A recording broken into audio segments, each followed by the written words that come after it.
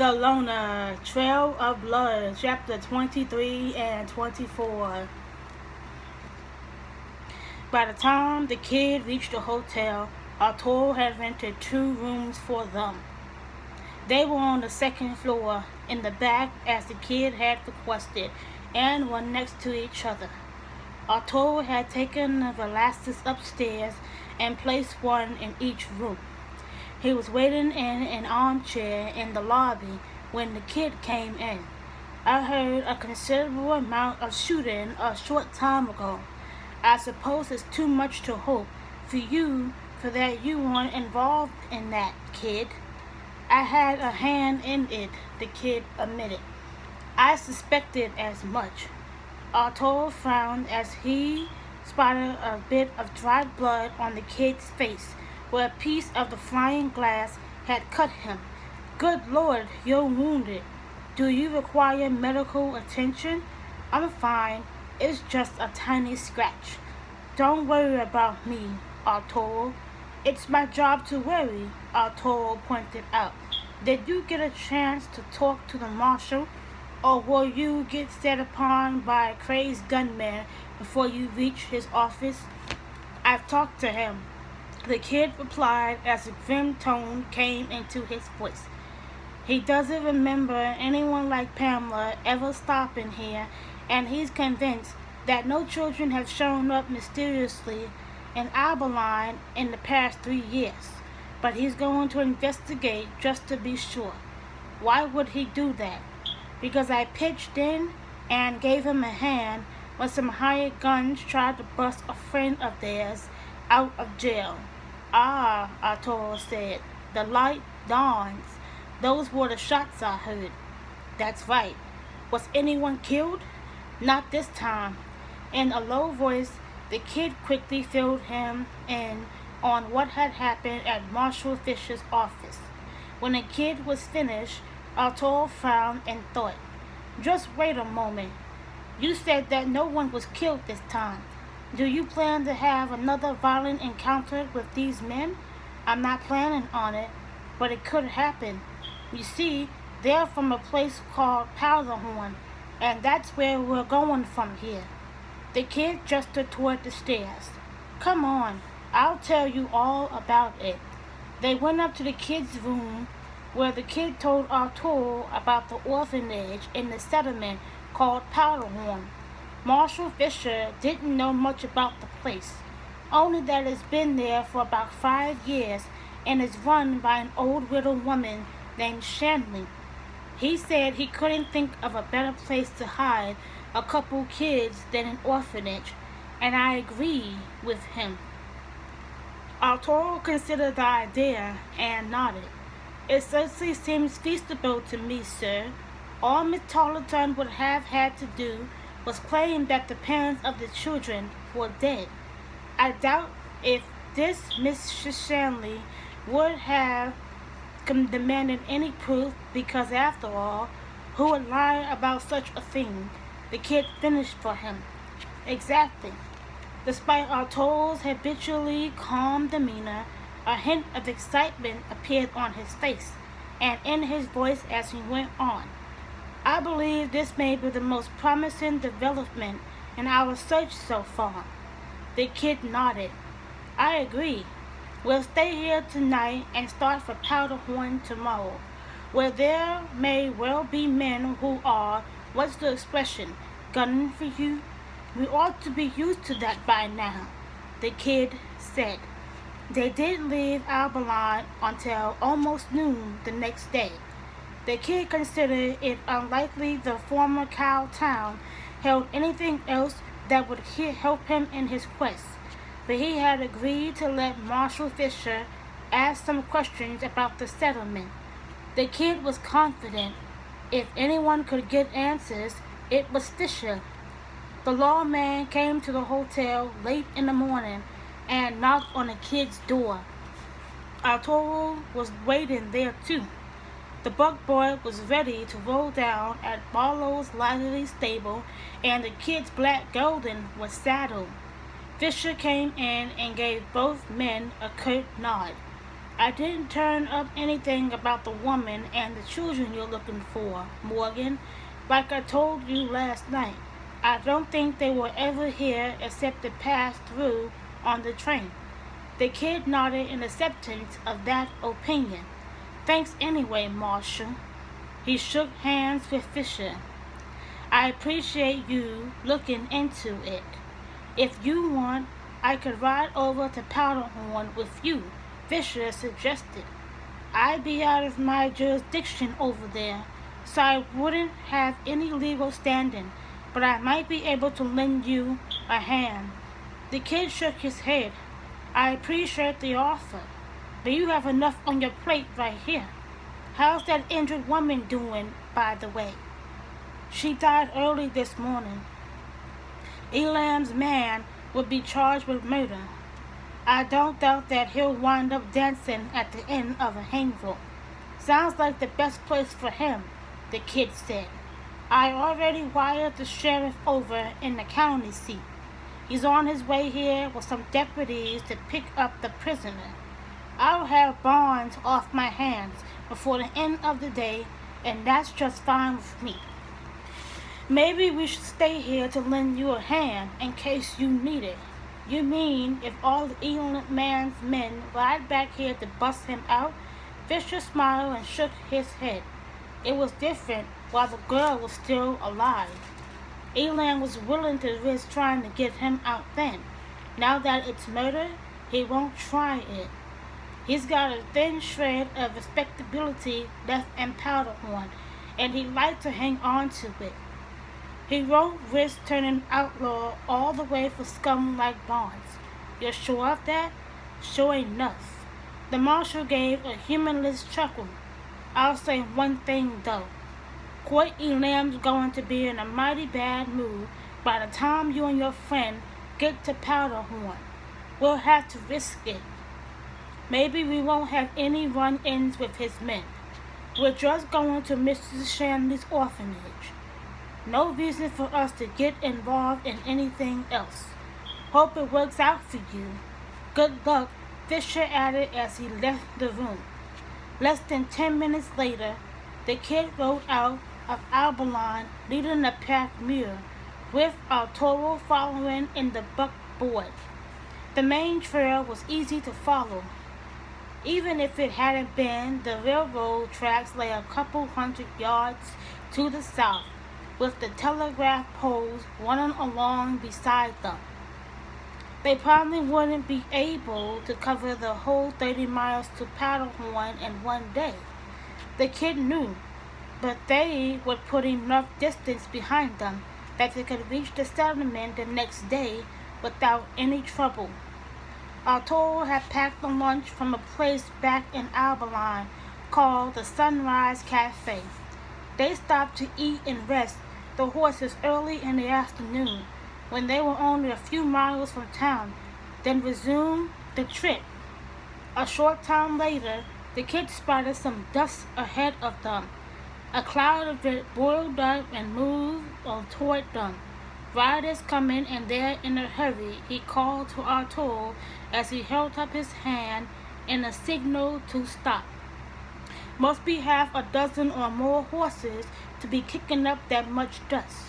Who do you think they are, and why are they in such a hurry? I'm not sure, but let's get off the trail. The kid pointed to a clump of scrubby cottonwood trees about 100 yards to the north. Arturo turned the team and got the buckboard rolling in that direction. The kid hung back and watched the dust approach. When he could see some black shapes at the base of the cloud, he turned the black and galloped over to the trees. The cottonwoods didn't provide all that much cover. If the riders had been paying any attention, they might have spotted the two men, the horses, the mule, and the buckboard. But they were racing hell-bent for leather toward Albalon and didn't appear to even glance toward the trees. By the time they went past, the kid had pulled a pair of field glasses from his saddlebags and was watching them. He recognized 3 of them from the previous evening in Marshal Fisher's office. The long-haired youngster the derby-wearing old-timer, and a pale-faced gunny with jet black hair, the one member of the group who hadn't said anything the night before. The only one missing was the hombre with the big nose and the drooping mustache. Fisher had told the kid that his name was Jim Mundy, and that Mundy had a reputation of sorts as a gunslinger and killer. The old coot was Riggs, the flat-eyed youngster Chet, and the pale gunman Stevenson. The kid lowered the glasses.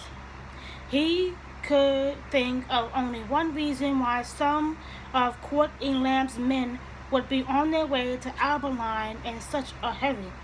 They had heard about the soiled dove dying and knew the sheriff was on his way to pick up Barnes and take him back to the lockup in the county seat.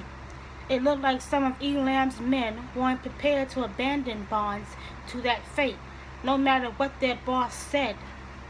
Monday hadn't come along, but his place had been taken by 3 more gun wolves. "You look troubled, kid," Arturo said. The kid nodded toward the trail.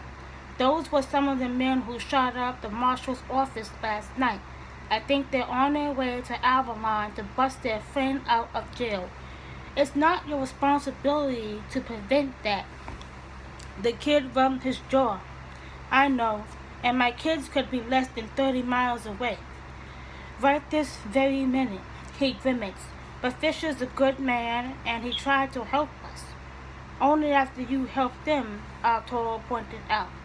"That wouldn't have made any difference," the kid said with certainty. He reached a decision. "I'm going back.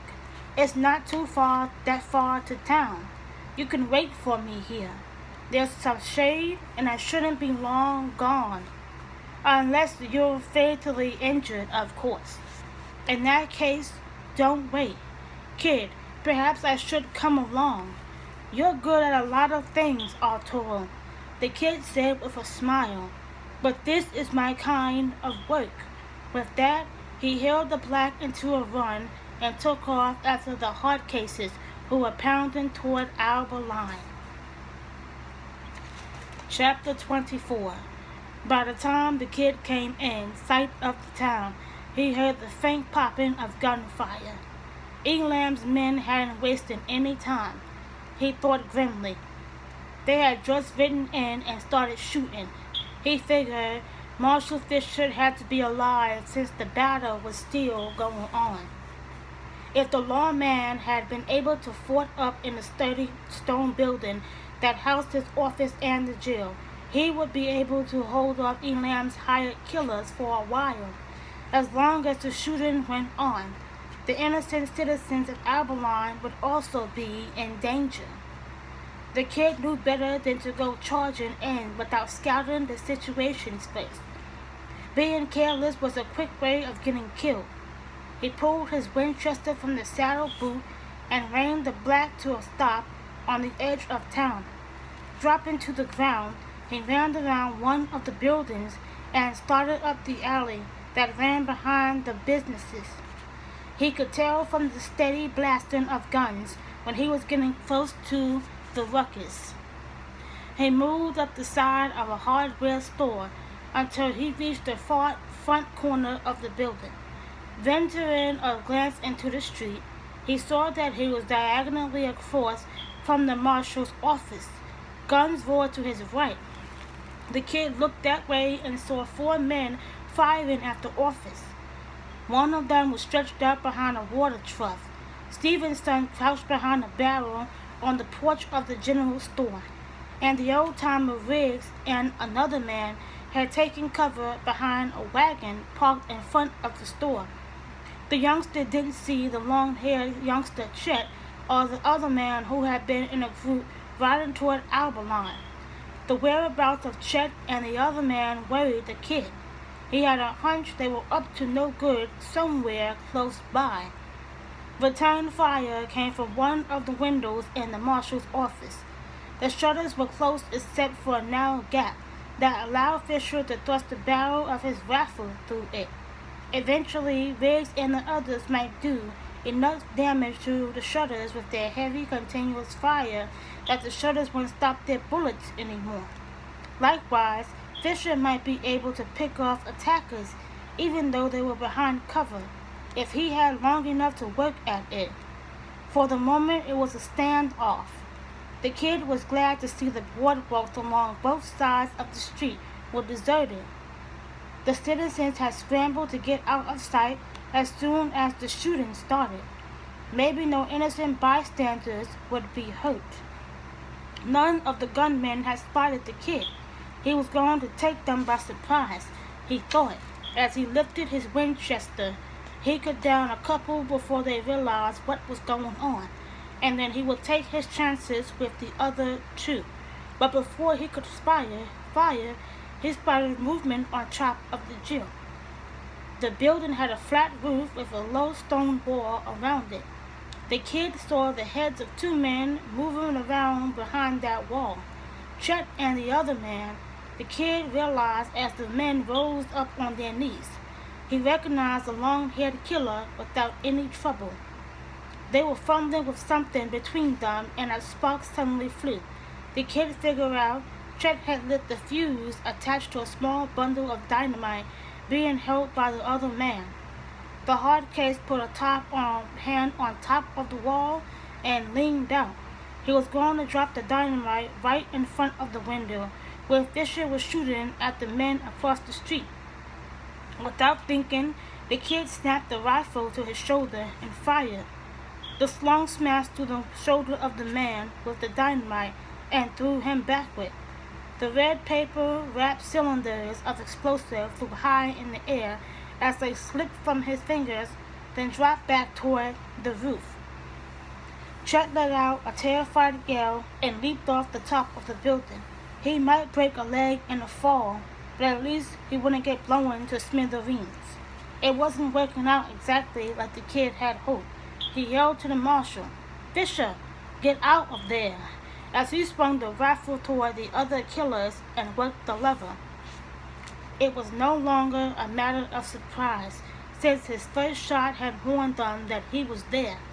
Riggs and the other man behind the wagon swung about and opened fire on him. The kid ducked around the corner as flames spurted from their gun muzzles and bullets began to whip past his head. Across the street, Chet scrambled to his feet and ran away from the marshal's office, limping heavily. Obviously, he hadn't broken his leg when he landed. He hadn't made it very far from when the dynamite exploded on top of the building. The blast was powerful enough to shake the ground under the kid's boots. The force of it sprayed chunks of rock through the air and picked Chet up, tossing him forward like a rag doll. The blaze carried far enough to pelt the buildings across the street, forcing Riggs and his pals to stop shooting for the moment and duck for cover. A cloud of dust and smoke billowed up, obscuring the kid's view of the marshal's office. He was sure he hadn't seen Fisher come out of there before the blast. The kid recovered his wits and stepped out of the alley with the rifle ready in his hands. Stevenson, who still knelt behind the barrel on the porch, jerked his rifle toward him. The kid's Winchester cracked first, the slug drilling into Stevenson's chest and knocking him on his ass. The kid shifted his aim toward the wagon. Riggs had fallen down, but the other man was still on his feet. He got a shot off, the bullet chewing splinters from the wall near the kid's head. The kid's rifle blasted again. The man doubled over as a bullet slammed into his belly and tore through his gut. The next instant, the kid's Winchester was ripped out of his hands as a bullet from the man on the ground behind the water truck smashed into the breech. Pain shot up the kid's arms as his hands went numb. He dived to the ground at the mouth of the alley. Another bullet went over his head, then another. Riggs had climbed to his knees and was back in the fight with a revolver he had yanked from the holster on his hip. The kid tried to force his stunned nerves and muscles to work, but he couldn't draw his Colt. It would only be a matter of seconds before Riggs and the other man filled him full of lead. Marshal Fisher came out of a cloud of smoke and dust that still clogged the street. He was hatless and blood streaked his face, but he was alive and had a revolver in his hand. "Hey!" he shouted, causing Riggs and the other killer to turn toward him. Flame geysered from the muzzles of all the guns as the three men opened fire. Riggs stumbled and clutched at his chest. Crimson welled between his fingers. He fell to his knees, then pitched forward onto his face. The other man's head jerked as one of Fisher's slugs exploded through it. He dropped his gun and rolled onto his side as he died. Fisher hadn't seemed to be hurt any worse than he already was. When he emerged from the smoke, slowly he lowered his gun. Enough feeling had returned to the kid's right arm and hand that he was able to reach down and draw his Colt. He pointed it in Fisher's direction and pulled the trigger. Fisher jumped in surprise as the bullet sang past his head. The slug thudded into the flesh behind him, and he turned his head in time to see Chuck collapse with a bright flower of blood blooming on the chest of his shirt. He smacked face first into the dirt as the kid fell out of his hand. Fisher looked at the kid, nodded and said to the sudden echoing silence, "Obliged. Same here," the kid said with a nod toward Riggs and the other man Fisher had shot. That was all either man needed to say. The kid climbed wearily to his feet. He grimaced as he looked down at his Winchester lying in the dirt and saw that the rifle was ruined. He'd buy another one, of course, before he rejoined Arturo and proceeded on to Powderhorn. But the battle with Elam's men might have complicated the whole thing, he thought. He walked over to Fisher. "How bad are you hurt?" "Not enough to worry about," the lawman replied with a shake of his head. "A few nicks and bruises, that's all. I was damn lucky. I got blown out on top of the front wall." The kid looked at the marshal's office. The smoke had cleared enough for him to see some of the damage the explosion had done to the building. Most of the front wall had collapsed, and so had some of the roof. The other walls were still standing. "What about your prisoner?" "I don't know," Fisher said. "Reckon I'd better go see as soon as we make sure all the rest of these varmints are dead." That didn't take long. None of the men had survived. The kid figured there wouldn't be enough left of the man who'd been on the roof when the dynamite went off to bury. Guns in hand, the two men approached the ruined jail.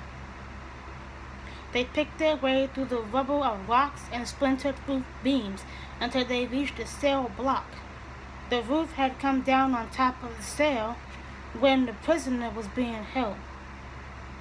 The kid could see an arm and a leg sticking out from under the rubble, along with a rapidly spreading pool of blood around the remains. "Well, his friend saved him from the hang rope anyway," the kid said. Now that the shooting was over, the people of Avalon began to emerge from their hiding places.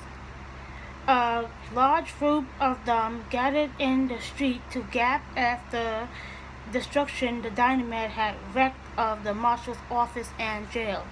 A wagon pulled up and a black-suited man, the undertaker, climbed down. "Some of you fellas help me load these bodies." He and some volunteers began lifting the dead gunmen into the back of the wagon. The kid and Marshal Fisher climbed out of the rubble, nodding toward the gash on the lawman's forehead. The kid suggested, "You better have a doctor stitch that up." Fisher dabbed at the sticky blood with his fingertips. "I suppose you're right. Come along with me?" "Sure," the kid replied with a shrug. The two of them walked along the street. The air still smelled of dust and gun smoke. "What made you come back?" Fisher asked. "I thought you were on your way to Powderhorn with your friend." I was, but we spotted those riders coming and my gut told me to get off the trail. When they rolled past, I recognized some of the men who were here last night. Figured they were bound for trouble and thought you might be able to use a little help. That's for damn sure. I didn't see Jim Mundy among them. He didn't come along. I thought you figured Elaine wouldn't try to get his men free, now that the charge was murder. Mindy not being here proves that, Fisher replies. Viggs and Chet were a pair of hotheads, a lot alike even though there were probably 40 years between them. Lamb likely said to let it alone, but they couldn't swallow that. Barnes was their friend, so they decided to bust Barnes out anyway and talk some more of Elam's men into coming with them. That was a mistake on their part. Fisher grunted. The last one they'll make. They had reached a trim little house where the local doctor's practice was located. The Medencho was young, but seemed quite competent. He cleaned and sewed up the gash on the marshal's forehead, then wrapped the band-aid around Fisher's head. As they left the doctor's office, the kid asked, "What you'll do for jail now?" "Don't worry, I'll find some place to lock up prisoners if I need to. There are some pretty dirty smokehouses around here. I'll salvage what I can from the office and move into the town hall until we can fix the place." "Rebuilt it, you mean?" I think Chet and the other man on the roof underestimated the amount of damage that dynamite was going to do. They were going to drop it right down in front of the window where you were returning the fire of the others and blow a hole in the front wall. Yeah, that would have blown me up too, Fisher said. How come it went off on top of the building instead? I shot the man holding it and knocked him backward. The kid didn't see any point in lying about it. The dynamite flew up in the air and came back down on the roof, and since the fuse was already burning, he didn't have to finish the sentence. Anybody with eyes could see the devastation that had happened next. "Well, I'm even more obliged to you than I knew," Fisher said. "You sure you don't want me to go to Powderhorn with you?" "I'm sure. You'll have your hands full here, cleaning all this up and getting a new marshal's office and jail built. And you'll have to explain to the sheriff when he gets here that he rode all the way from the county seat for nothing. Justice has already been done." Fisher chuckled wryly. "He won't be happy about that." He gripped the kid's hand. "If you ever come through these parts again, stop and say hello. Maybe all hell won't break loose again. Maybe not. But somehow, the kid doubted it. Like and subscribe on these chapters.